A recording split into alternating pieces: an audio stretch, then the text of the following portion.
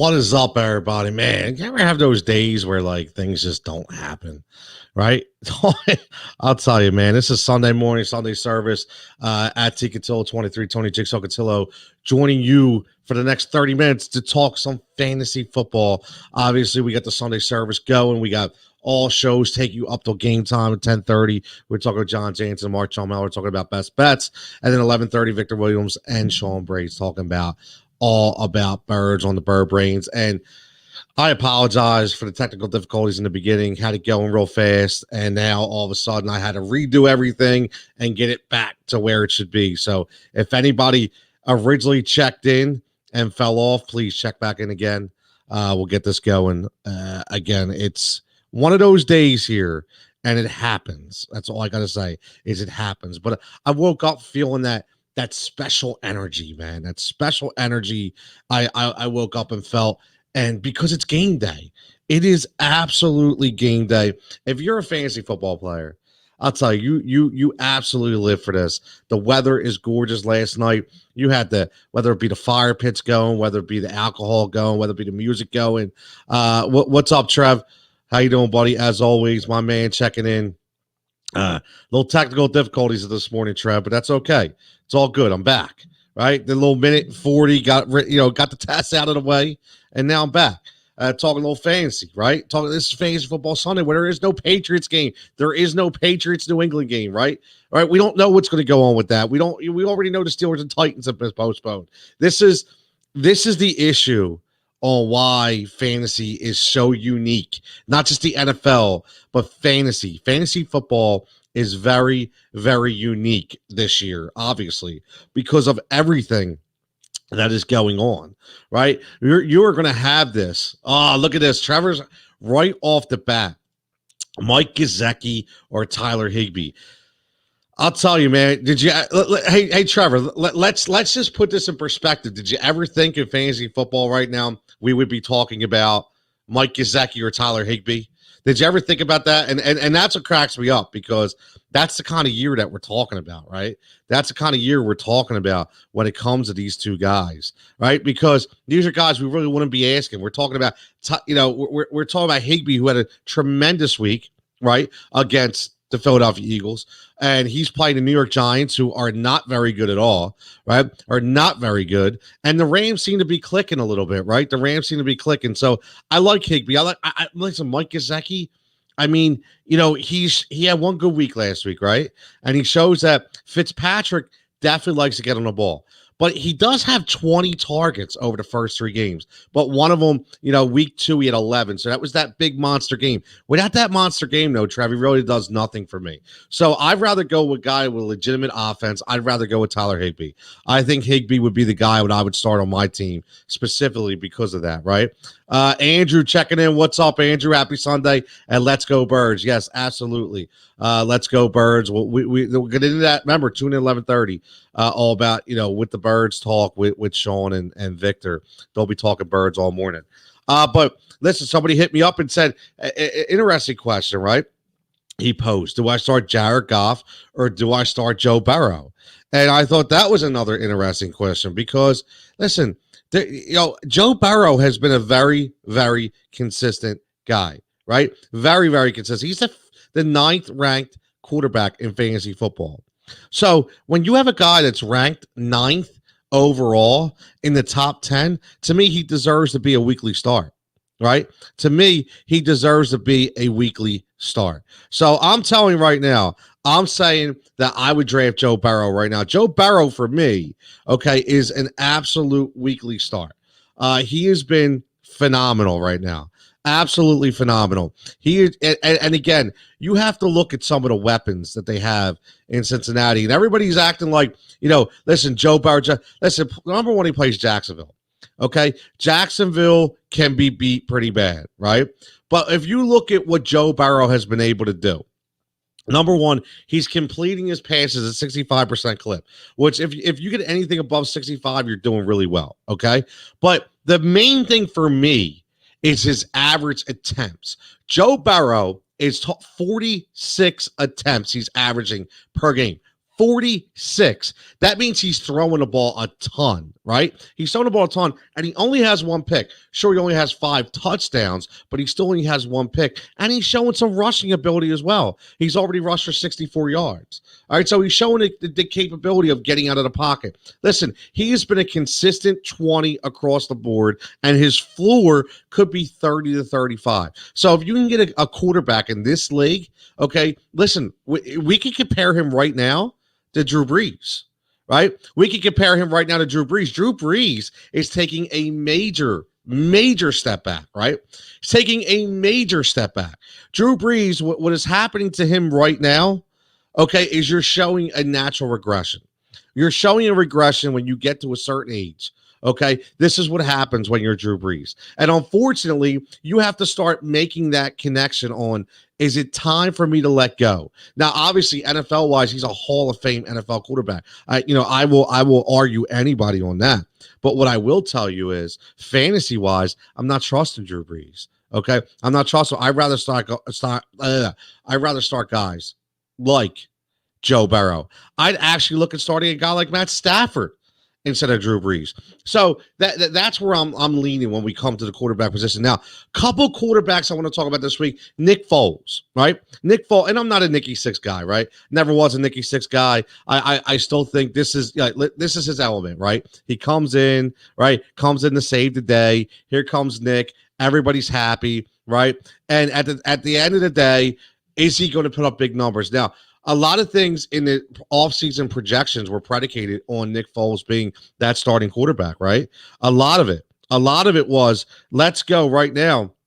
We have to think about, Nick Foles with Allen Robinson, with Anthony Miller, with Jimmy Graham, right? There was a lot of emphasis put on Nick Foles as being the starting quarterback. Okay, but he didn't win the starting quarterback. Nagy threw us all through a loop, right? And gave it to Trubisky, which we were shocked, absolutely shocked. And then all of a sudden, right, Nick Foles comes in, drops 188 and 3. Did throw a pick, but we'll give him that. That's okay. And then what happened? You started to see why everybody was so excited about Allen Robinson. Everybody was so excited about Anthony Miller under the prospects of Nick Foles as the quarterback when we're talking about fantasy. So I like Nick Foles this week against Indianapolis. I think he has a really good, legitimate shot to put up some really good numbers. I like a couple breakouts this week. I want to see what you guys are thinking. When we talk about Odell Beckham Jr., right? OBJ. And I'm saying OBJ. Why? Because OBJ has not hit a 100-yard game yet. And I think this is the time in Big D. I think this is the time against the Dallas Cowboys that you see Odell Beckham Jr. break out. This is going to be, one of those 8 for $120 and 1 or 2 touchdowns. I think this is his game that you can start him and feel very comfortable, especially when we're talking about your DraftKings lineup, right? Exactly. Mark checking in. Dallas defense is hot trash. Mark, absolutely, 100%. Dallas can't stop anybody. They're number one, they're not healthy. Number two, that they're really starting to feel the loss of Byron Jones. And number 3, they're just giving up a ton of points, a ton of points. So yeah, I am all in on OBJ this week. Another guy I'm all in on breaking out is Kenyon Drake. Kenyon Drake going to go up against Carolina. Carolina has surrendered the 7th highest. The highest rushing touchdowns on opposing fantasy backs. Okay, they have surrendered 7 rushing touchdowns. Kenyon Drake has not gotten the end zone yet. Kenyon Drake has not broken out yet. Today, I really think today is the day.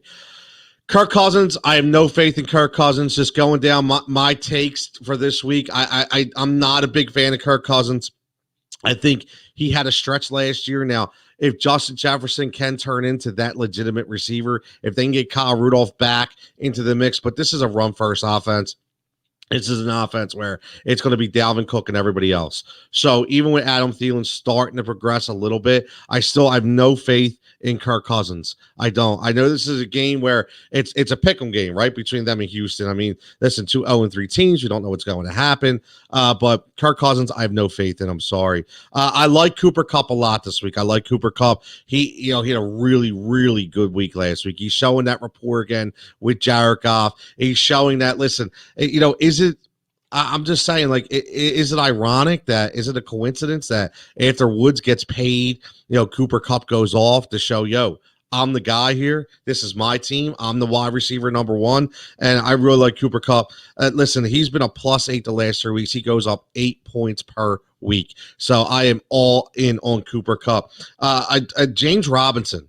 Here's another guy. James Robinson of Jacksonville. Now, he's going up against Cincinnati, and we see Cincinnati. We've seen them in Philadelphia. We've seen what they did against Cleveland. They've surrendered 500-plus yards on the ground in 3 weeks. James Robinson has been nothing short of electric. He really has. James Robinson has come out of nowhere, and I'll tell you what, for the guys, and I know you're out there, for the people that drafted James Robinson, I was not a believer, but for those who did, kudos to you, man. 100% kudos to you. I mean, this guy, he's already got 325 yards, 2 touchdowns. He's catching the ball, right? 12 receptions. I mean, 10 receptions for 129 yards. He's at 13 yards per catch. I mean, he's doing it all right now. And I thought Chris Thompson was going to kind of weasel himself in there, right? But he didn't. Chris Thompson did not do that. So that's one of the big keys for James Robinson going forward. Todd Gurley. Todd Gurley is a mystery, right? Todd Gurley is a mystery.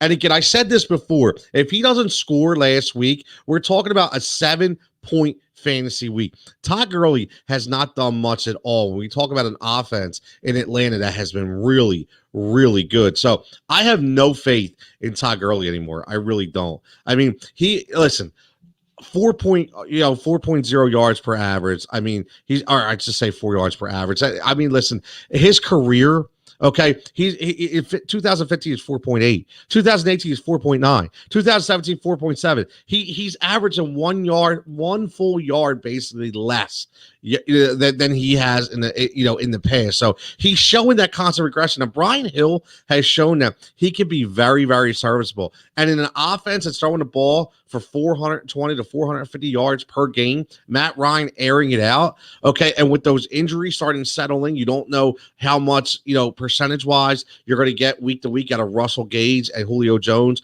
because of their, prospective injuries, whether they start or not. Brian Hill could play a really big role, which could kind of shift Todd Gurley back just a little bit. I'm not in on Todd Gurley.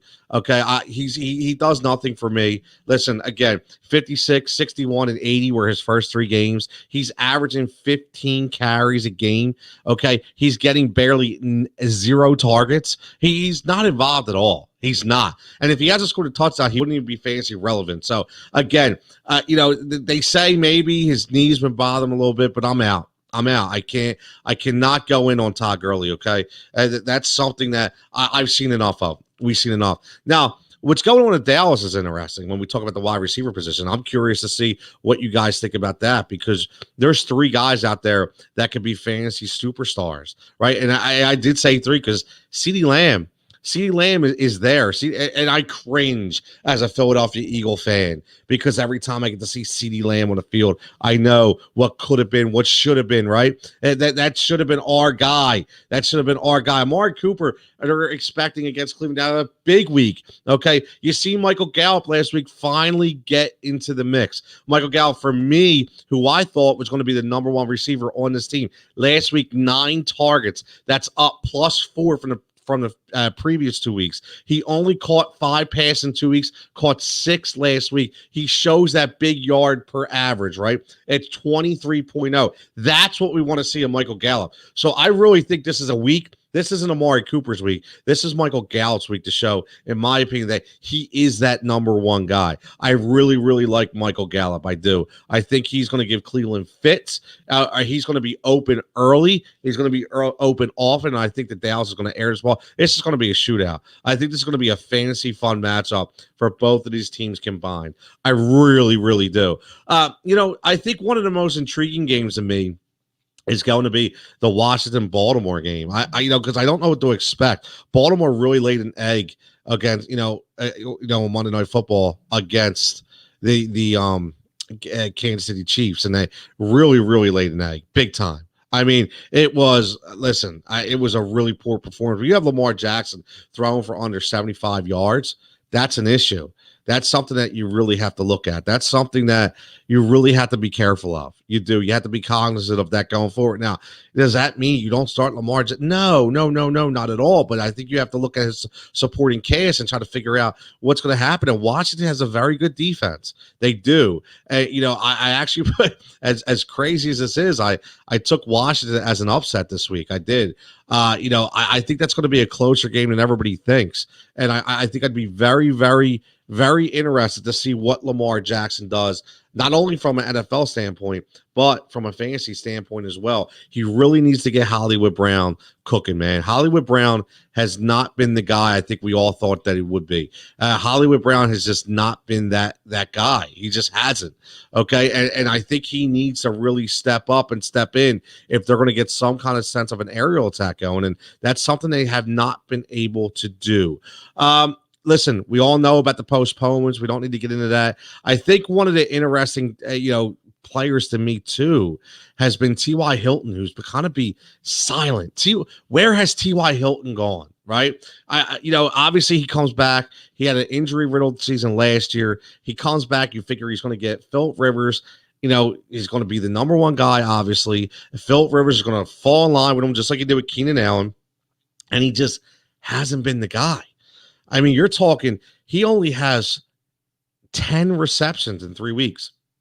That is not like T.Y. Hilton. He's only barely breaking 50 yards per game. I mean, that's not him. So either T.Y. Hilton is not right, or Phillip Rivers is just not taking notice of how talented T.Y. Hilton is.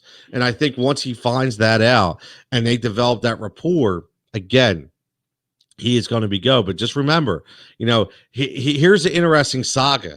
T.Y. Hilton just turns 30 years old. Now we bring up that 30-year-old mark, right? Not everybody's Larry Fitzgerald. Not everybody can go. And T.Y. Hilton has had a ton of injuries over the last 3 to 4 years. This isn't a guy that's been healthy at all. Okay, so you hit the age of 30, and maybe the injuries have caught up a little bit, and maybe he's just not what he used to be. You have guys like Zach Pascal. You have guys like Michael Pittman Jr. Unfortunately, Paris Campbell gets hurt. Okay, but you do have guys out there to make plays. And I think Phillip Rivers are seeing that, and maybe we're seeing the regression of T.Y. Hilton, right? Maybe we're seeing a regression of T.Y. Hilton. We got some people checking in. Are you liking Homer today now that Hyde is out? Yeah, how about that? I mean, where did that come from, right? Everybody talked about this week, right? Everybody was talking about Carlos Hyde as being that guy, right? Carlos Hyde, pick up Carlos Hyde. Chris Carson's going to be out. Pick him up. And again, now he was limited in practice. He did have the questionable tag on him, right? He did. We seen that. He had the questionable tag on him. So, I don't know, man. This is a tough one for me. It is. This is a really, really tough one because, here's the problem. You're going up. You're going up against a team that is going to give up in Miami. They're going to give up some runs. Okay. It's just a fact of the matter is, does Seattle go all out aerial attack now? 100%. I mean, I think they were kind of pushing towards that a little bit more. Okay. Now that, once they knew Chris Carson wasn't going to play, but now that Carlos Hyde doesn't play, they're now the third string in Homer. I don't know. I don't know if I would feel comfortable starting a guy like that right now. I don't. I would rather go out and try to find somebody else. Is there somebody else you have on your bench? Right? Is there somebody else, maybe another, depending on what kind of league you're in? If you're in a PPR league, is there a different receiver that you could use as your flex? Is there a different running back that's available on your bench or on waivers that maybe you could pick up? It's really hard for me to trust a guy like that in his first contest. All right. They haven't practiced like this all week. I mean, listen, it could be done, right? It definitely could be done. We've seen it before. I'm not going to say we haven't seen it before, but Travis Homer, do we want to start Travis Homer? He's 22 years old, obviously. How many times have we seen Travis Homer, right? How many times have we seen Travis Homer? So, yeah, listen, right now he has 8 attempts for 39 yards, right? If that's a guy that you want to trust, I mean, he was a 6th-round pick. in 2019. He's a smaller guy. I mean, I don't know, man. Listen, I mean, he's 5'10", 202 pounds. I'll tell you what. One thing I would say is I would definitely look for somebody else. In my opinion, I would definitely look for someone else. Is Akers or Moss worth hanging on to? I need to make some space for this COVID situation. It's interesting. You ask about that. One couple of leagues I was in gave us COVID IR spots. I thought they were pretty interesting, right? They gave us COVID IR spots, and they gave us 3 of them, and we were only allowed to put players on. So that would obviously solve your scenario right there. But listen, here's the thing. Darrell Henderson looks like the real deal.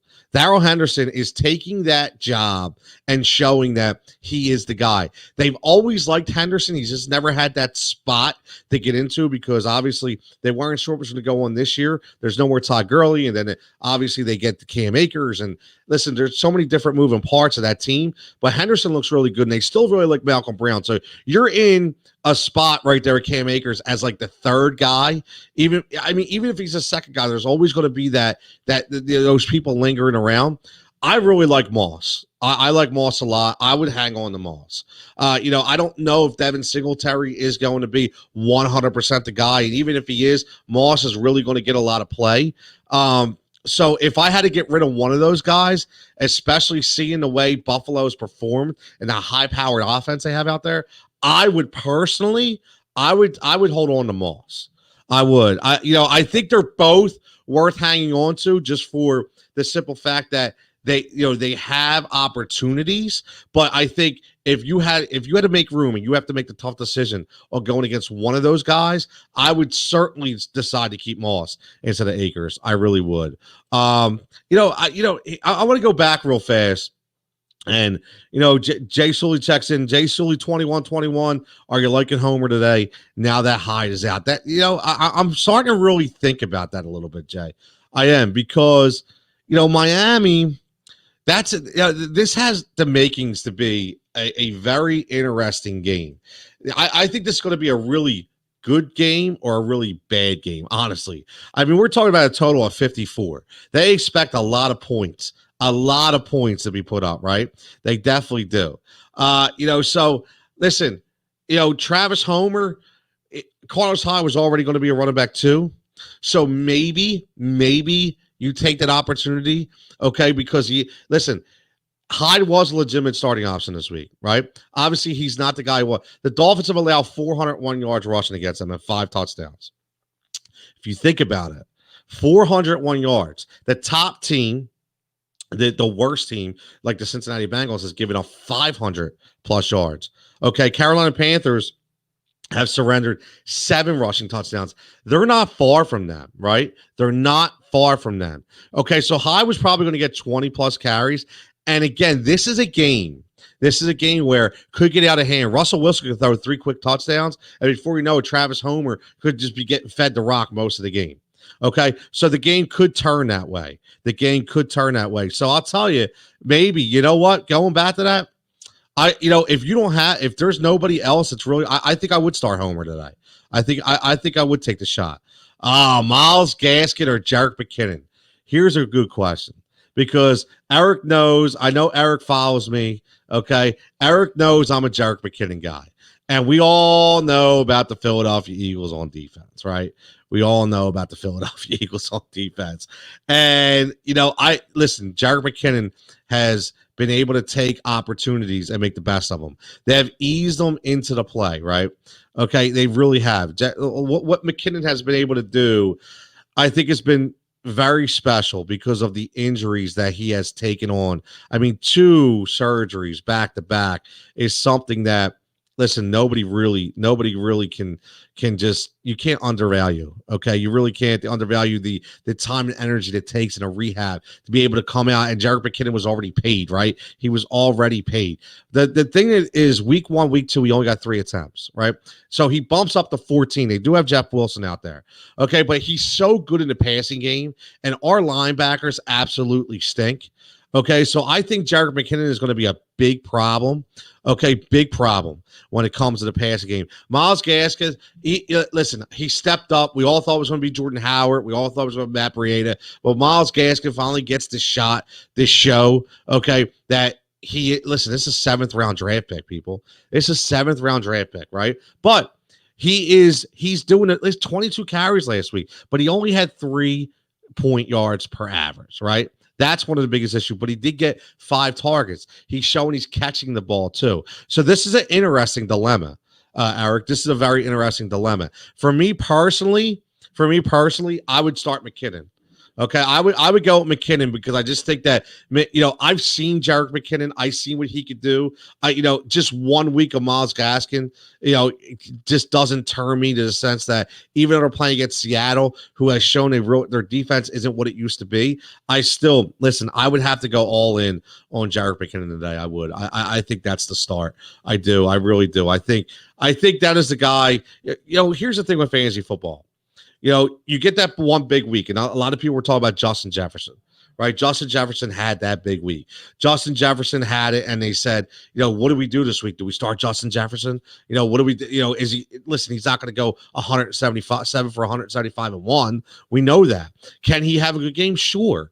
Okay, but, this is a weird year, right? This is a weird year. So, maybe this is the year where you kind of take a chance on people more than you have in the past. Risk versus reward, right, has always been the mantra of fantasy football. I'm starting Zeke, Cook, Julio, Diggs, Higbee, and McKinnon. That's Eric, that's a solid lineup. Is that your Draftkings lineup, or is that a standard PPR league? I'm just curious because I like that lineup.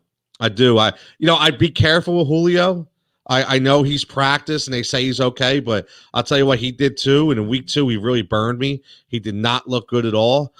So just be careful with Julio. But I really like that matchup. I think Higbee has a really big week this week at the tight end position. Again, I think he's going to cause fits. I do. Zeke against Cleveland, I think, is a really, really good pick. You're right, PPR. Okay. Yeah, that's good. Listen, you have Zeke for the yards and the touchdowns, right? You have Dalvin Cook for everything. You have McKinnon for your PPR back, which I really like. You have Higbee, who's going to get you good yards and get you good catch numbers. And then you have Stephon Diggs, who's been electric right now, right? He has been absolutely electric. You traded for Zeke, gave up Schuster-Smith, David Johnson, and Antonio Gibson. I like that trade. Listen, I like you basically trade Zeke for Juju, right? And you still have Julio and Diggs. I think that's a tremendous trade. I think that's good for you, man. That's 100% good by you. That's a good trade. You get that A+ stud running back for, listen, Schuster's having a good year, but at the same time, if you already have those two guys, listen, I'm not sold on David Johnson. You see what David Johnson was. And Antonio Gibson, listen, he's a rookie running back. We don't know what he's going to do week to week in Washington. That team could be a mess. Who knows? But you went for the real deal, the real thing. So, I like that. Kudos to you, man. 100%. Kudos to you. But boys, listen, I'm going to go 30 minutes. I'm at the 30-minute mark. I just want to go 30, talk a little fantasy on the Gambler stream. Again, only one of my boys came in and, checked me out. Mark, I thank you for that. I guess nobody else decided to wake up, but that's okay. Because, hey, it is what it is. I am who I am, and I'll continue to be who I am. So I will continue with this stream at 12 o'clock. Okay, we're going to look at noontime. We'll get back on here. That way we can hit all the updates for the 1 o'clock games. See what you guys are doing. See what you guys are starting. I know it was a little early. Just give it a little test run. I will be back. I'm going to go coach a soccer game. How's that? I'm going to go do the dad thing, coach a soccer game, and then I'm going to be back. And then 12 o'clock, keep it locked. Heat Ratio Sports again. Sunday service. Fox Sports The Gambler. Mark and John come up at 10:30, and Sean and Vic at 11:30. Again, everybody have a safe and healthy rest of the day. If you're not joining me at 12 o'clock. All right, guys. Good luck at your fantasy contests.